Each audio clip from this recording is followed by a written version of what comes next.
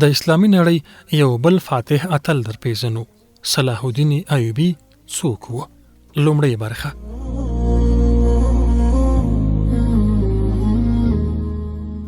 فاتح سلطان صلاح الدین یوسف ابن ایوب رحمت الله تعالی علیه د نجم الدین ایوب زوی او د اصل الدین شیرکوه وراره دی. د سلطان صلاح الدین اصلي نوم یوسف او تخلصي ایوبی و. د بیت المقدس د غسر فاتح په 1532 هجری قمری کال د بلاد الشام په شمال تکریت اوسنی عراق کې دنیا ته راغلی دی. په خټه کورد او په اهل سنت والجماعت فرقه کې شافعي مذهب دی. د نوموړي پلار ایوب چې کینیايي نجم الدین دی په یاده سیمه تکریت کې د یوې نظامی کلا حاکم و. بیا یې د بغداد د وزیر بهروز د فشار لامل د حلب او موصل حاکم عماد الدین زنگی ته پناه وروړه او هغه په اورین تندي هرکلی وکړ. وړوکی یوسف صلاح الدین د همدغه غمونکي او دردونکي هجرت په لومړنۍ شپه دنیا ته راغی. د ژوند لومړنی سفر یې د اوښ په شا پیل کړ او له تکریت څخه حلب ته مهاجر شو. د موصل او حلب حاکم عماد الدین زنگی هغه مهال یوازینی مسلمان امیر و چې په شام کې له یرغلګرو اروپایانو سره ټټر په ټټر جګړه پیل کړه. کله چې عماد الدین زنگی د حمص پر حاکم معین الدین انار باندې د حملې تابع نیوله، ځکه چې دمشق د اروپایانو او زنگی ترمنځ خنډ و او له اروپایانو سره یې اوربند امضا کړی و.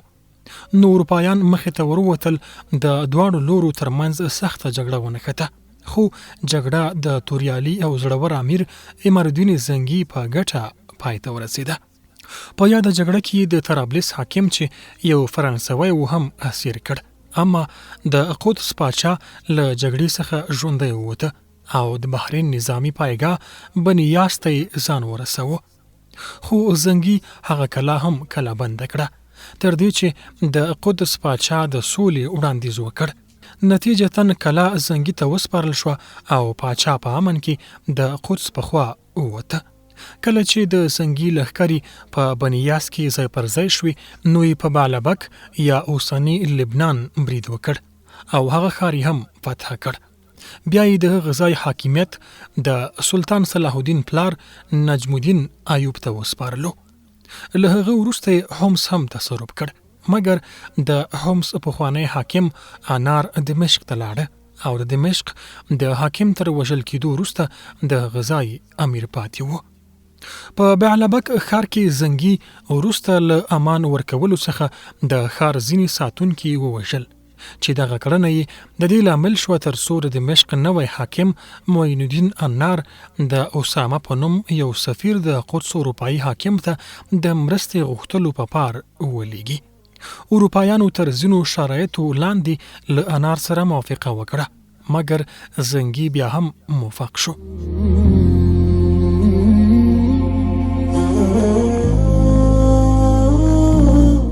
تر دمشق وروسته عماد الدین زنگی په روحا برید وکړ.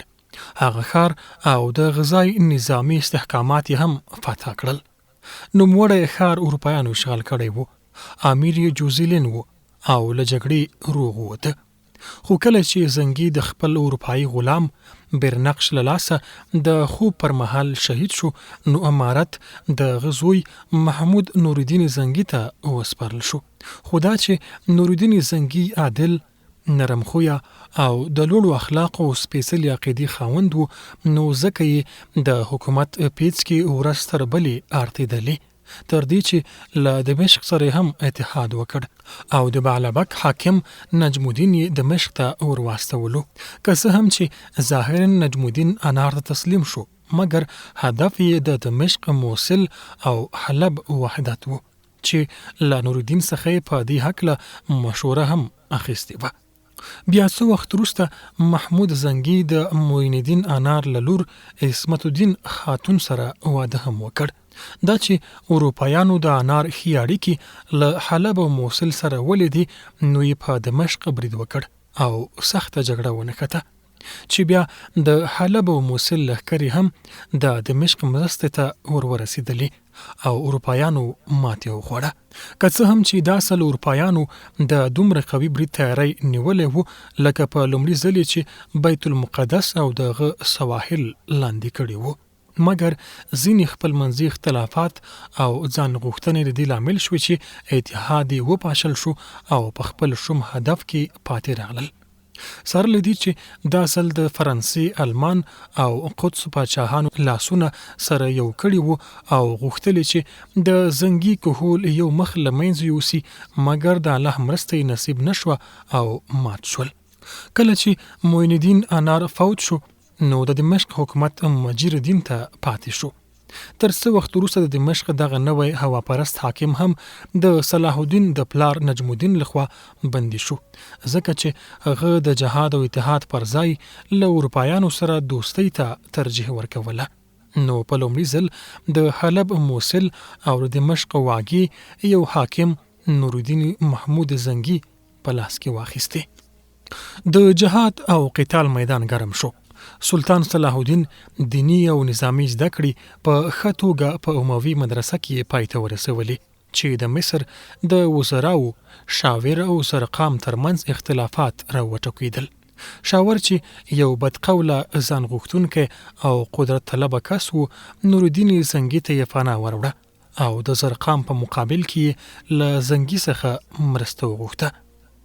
نورالدین زنګي تر سلام او شروع وروسته عصرالدین شیرکو ته 1000 کسه جنګیالي په لاس ورکړل او له شاور سره یو ځای مصر ته ولېږلو. په دغه سفر کې صلاح الدین هم ورسره و.